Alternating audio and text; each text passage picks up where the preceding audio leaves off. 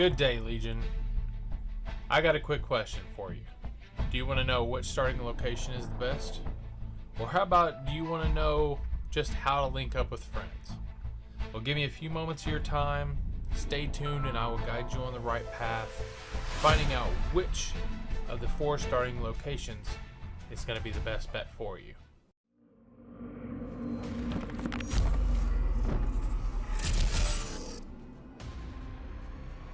Everyone entering the world of Aeternum upon completing the tutorial is then thrust into the beaches of one of the 4 starting locations: First Light, Windsward, Monarch's Bluff, or Everfall.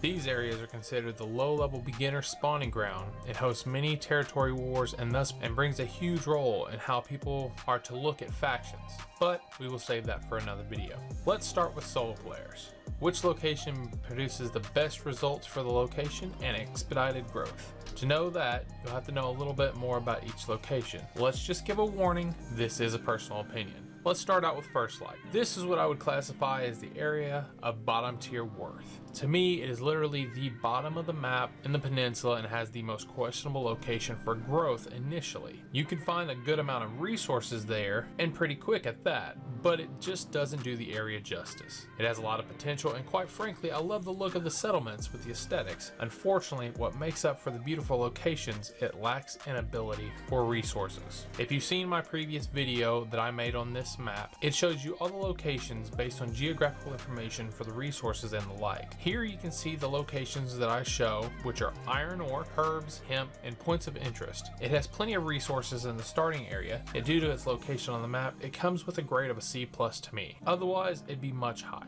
Let's jump into Everfall. Now, I have a great love for Everfall. It is where I initially spawned in and became accustomed to while being blind to the idea that there was other places to spawn during the alpha and the closed beta days. That aside, it is a mid-tier at best. It makes up a boring amount of aesthetics with major landmarks and a good chunk of resources. However, that's just the tip of the iceberg, because it's not the location is a prime selling point. The location is amazing compared to others due to the proximity to other areas, and it's bordered by 6 other territories. Same with the map, these are the same perimeters that I had for First Light, and it has quite a bit of iron ore, and if you go to the other ore on your own free time, it does have quite a bit of silver as well. With all this in mind, I would give Everfall a solid B. It could be higher with larger amounts of gathering spawn locations, yet the locations help out the grade. Third in line is Monarch's Bluff. Other than a few quests that I had in the area, I never fully explored all the points that it had in the bluffs. It was a beautiful landscape,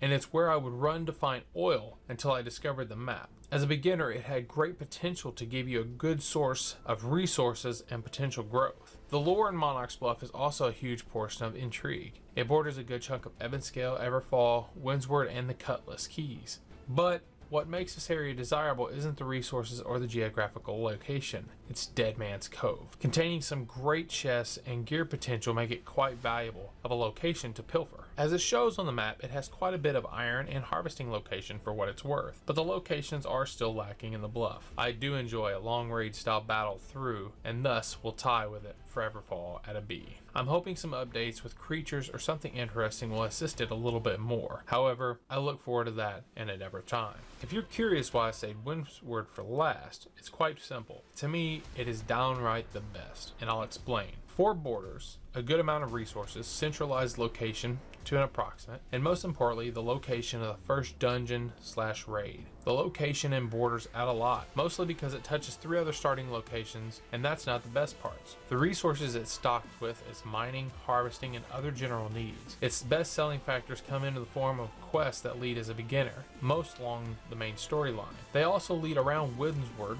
thus making it the most ideal location. Finally is the dungeon. If you're down for farming the gear, then you found exactly where you want to spawn.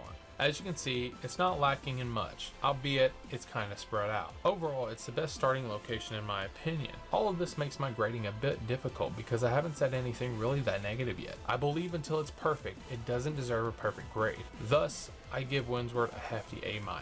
Now, let's skip out of the way of the solo. The hard part is just to begin. As to which location suits you and your friends is solved. and we can help you spawn in and with them potentially. I say potentially because Amazon hasn't exactly made a way to select where you spawn yet, and I'm sure that there's a reason as to not rush resources for new players and have older players be toxic around them. There is another way around though, so no worries. Just for the sake of content, this may change as the game updates, so do bear with me. You can either make a character until you see that it is spawned in the desired location by making and deleting the same character over and over and over again, or you can complete the first quest, back out before you accept the next one, starting the main storyline. Thus, you should be able to pin an area on the map where the watchtowers are. Go to your new home location by walking, and thus you should be set up. Like I said though, everything can change. However, unless it changes before launch, this is how you want to meet up with friends to grind out your eyes while playing 12 plus hours a day and frying your computer on those quote-unquote sick days at work. Well, Legion, that's all you got from your pal Shadow here. If you liked the video, I please ask that you like it.